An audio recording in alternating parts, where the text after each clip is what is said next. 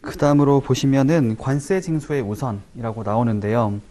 이거는 일단은 그 상황을 한번 생각할 필요가 있을 것 같아요. 상황.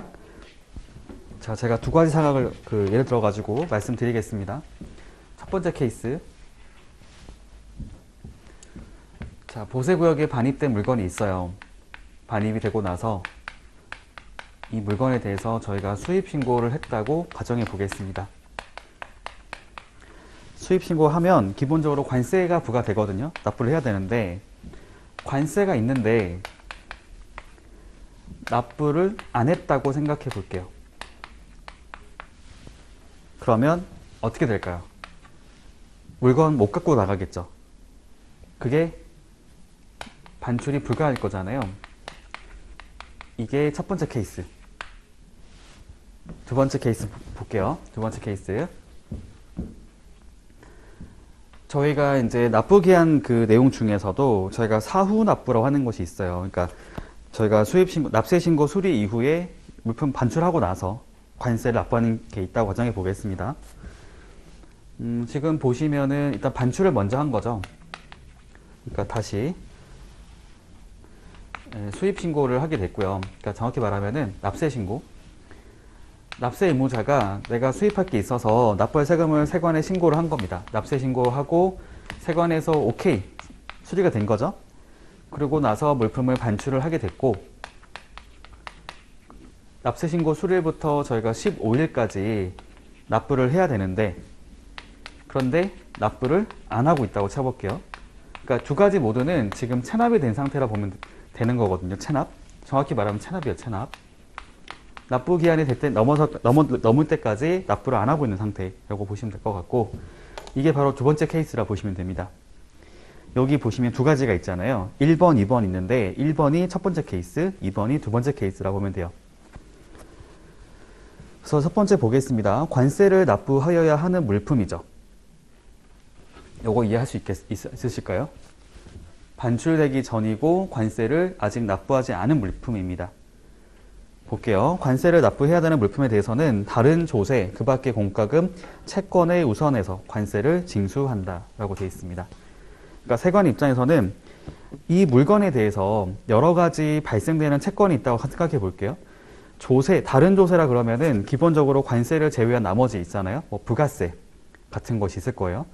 그러니까 저희가 수입을 하게 되면 재화의 수입 같은 경우도 저희가 부가세가 발생을 하거든요. 납부를 해야 되는데 어떤 물건을 수입하게 되면서 관세 얼마, 부가세 얼마라고 하는 게 있다고 쳐볼게요. 근데 두 개 중에서 관세를 먼저 징수한다는 겁니다. 왜냐하면 부가세는 원래는 이거에 대해서 세를 부과하는 여기 국세청, 세무서에서 이거를 위탁을 한 거거든요. 그러니까 세관에서는 그걸 같이 하고 있긴 하지만 어쨌든 세관 입장에서는 관세가 일단 먼저 징수가 돼야 다음 절차를 밟는다는 거예요.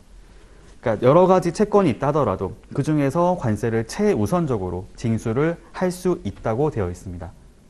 세관 입장에서는 관세를 먼저 내야 된다라고 말을 한다는 거죠.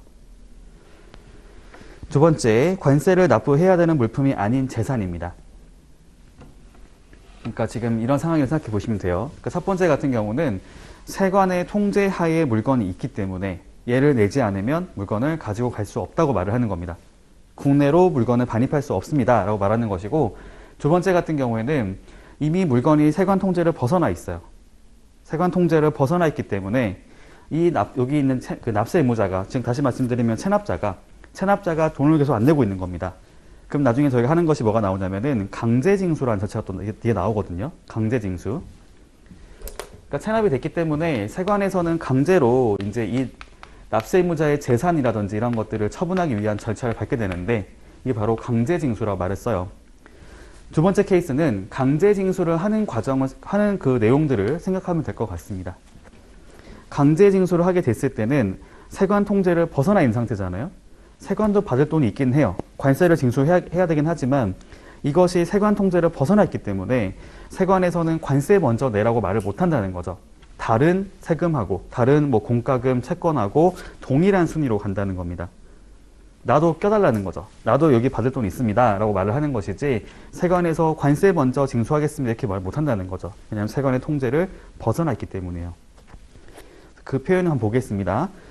국세 징수의 예에 따라 관세를 징수하는 경우, 이게 뭐냐면 강제 징수라고 이해하시면 돼요. 강제로 징수를 하는 경우에 이렇게 나오죠. 강제 징수의 대상이 해당 관세를 납부하여야 하는 물품이 아닌 재산인 경우입니다. 즉 체납자가 있는데요. 체납자가 계속 관세를 안 내고 있는 겁니다. 관세를 포함해서 여러 가지 세금이 있을 거잖아요. 부가세도 있을 거고 그 밖에 어떤 여러 가지 그 발생된 비용이 있는데 그걸 안 내고 있는 거죠. 안 내고 있다가 이제 강제 징수를 하게 된 거예요. 그러면 이제 그 사람의 재산을 처분하게 될 거거든요. 처분하게 돼서 이제 발생했던 그 처분 대금이 있을 텐데 거기서 관세를 우선 징수하는 것이 아니라 관세와 나머지 하고 동일한 순위로 간다는 겁니다. 그렇죠? 관세 우선순위는 국세기본법에 따른 국세와 동일하게 한다는 거죠. 즉 부가세랑 똑같이 간다는 겁니다. 그렇기 때문에 이제 그런 거죠. 사실은 금액이 딱 맞으면 상관이 없을 거예요. 뭐 처분해봤더니 이제 관세가 뭐 10원이고 부가세가 20원인데 그 매각했던 대금이 30원이 나왔다. 그럼 상관없는 거죠. 그런데 모자랄 경우가 발생할 수 있잖아요. 모자른 경우. 그때가 문제되는 겁니다. 예를 들면 이제 30원이 징수를 해야 되는데 20원밖에 없다고 생각해 보시면은 이거를 관세 먼저 10원 가져가는 게 안 된다는 거죠. 그때는 동일한 순위로 가기 때문에 이거를 뭐 반반 나눠 갖는다든지 이렇게 간다고 보시면 되겠어요. 그 얘기를 하고 있습니다. 정리할 수 있겠죠. 첫 번째로는 관세를 납부하여야 하는 물품이라고 말을 쓰고 있고요. 두 번째로는 관세를 납부해야 되는 물품이 아니라 일반 재산. 그러니까 관세를 납부해야 되는 물품이 아닌 일반 재산. 그러니까 물품이 아닌 재산 이렇게 말을 쓰고 있거든요.